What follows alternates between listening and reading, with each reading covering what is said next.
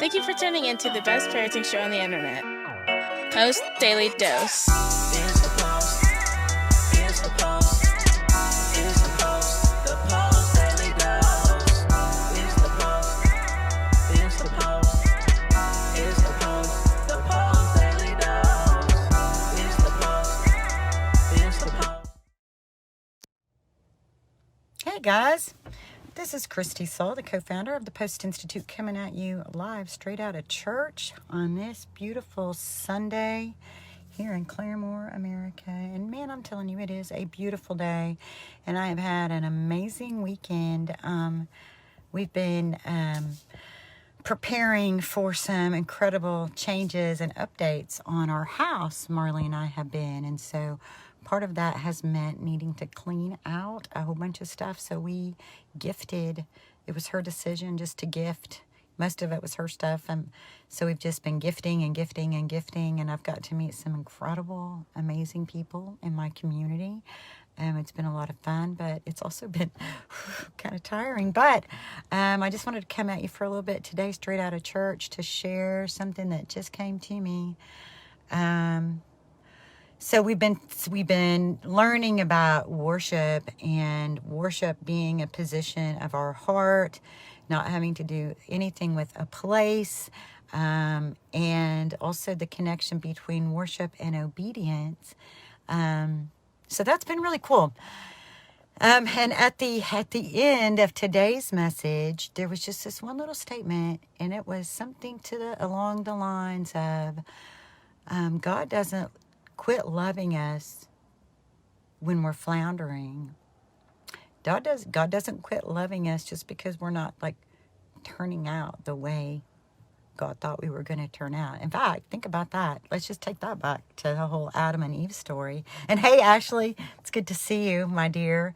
Think about it.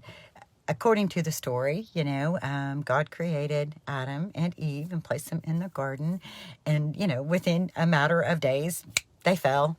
and yet, here God just keeps loving us and loving us and loving us and loving us and loving us.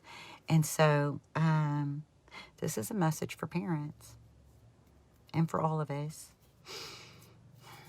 I can't tell you how many times I hear from parents when they say things like, I loved my child the very best I could, and they're failing, whatever that means, and feeling like that means that love failed.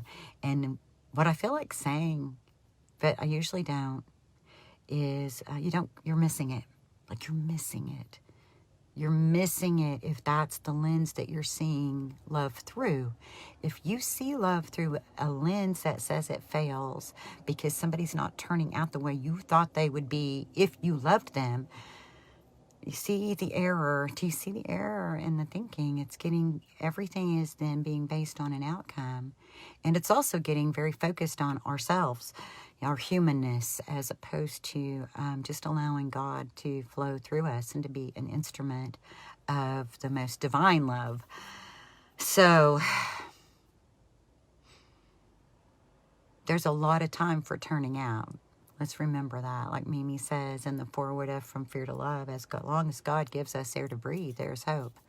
So love has the ability to win for the lifespan. Like I did a podcast interview on Friday, and I was talking about how the ability to influence the oxytocin release mechanism in our brain that you hear us talking about so much. See, you might not be born with it, but it can be built. It's a learned response at the brain level that can be learned at the brain level throughout the lifespan. Isn't that the best news ever? So love truly is healing, and it has the ability to heal throughout the lifespan. So if you think if you think you've loved your kids and they didn't turn out okay, then you're not finished yet. You're just not finished yet. They're not finished yet. You're not finished yet. That doesn't mean love failed. It may mean that you had a dip. It may be that these are some mountains. It may be that we have to figure out how to be literally like a conduit of the unconditional love that God has for us, that we have to get ourselves out of the way. We have to humble ourselves, and we have to come to a way of loving differently so that we can ride and walk through life with them through whatever challenges come. But that doesn't mean love failed. It just means we're not done yet. So, much love to you guys. I hope you have a fabulous Sunday. I hope you have whatever it is that you feel like your soul is needing to connect with higher power of love, whether it's activity or rest or time with family or quiet time or whatever it is that you need to nourish your soul. I hope you're able to get that today. And I hope that when the evening comes, you're able to just enjoy your family, to love on them, to value them, to appreciate them, to see each one of their little unique, quirky characteristics, and just know that they are perfectly created and that we're on a pathway to identify how their beautiful, quirky personalities will manifest to be the most amazing version of themselves. Yes, Roger, love never fails. Challenging children teach us how to truly love. Yes, Stephen, I believe that. I believe that our children, part of what happens when we are going through those struggles is that we literally are learning how to love differently than we ever knew before. So, what a blessing that is. May we learn quickly. Thank you, God, for this beautiful day, for these beautiful children, for these amazing parents that I'm so blessed to be connected to. I love you all. Have a beautiful evening. And remember, in any given moment, we can act out of fear, overwhelm, stress. We can act out of what the world tells us. Or we can take 1 to 2 to 3 deep breaths. And we can choose love. Much love to you guys. Have a blessed day. We'll see you tomorrow.